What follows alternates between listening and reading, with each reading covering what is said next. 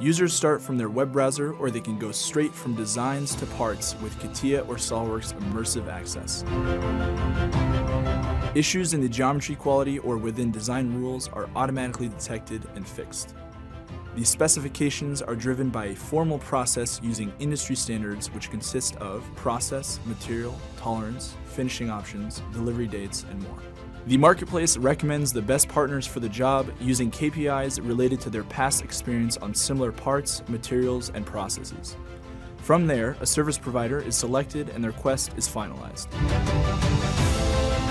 At this stage, buyers and sellers collaborate to adjust the specifications, the turnaround time, and the quote, always using 3D as a universal language.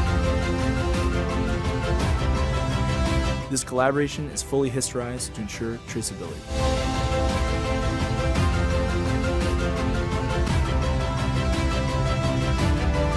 The buyer then confirms the order using global payment methods available on the marketplace.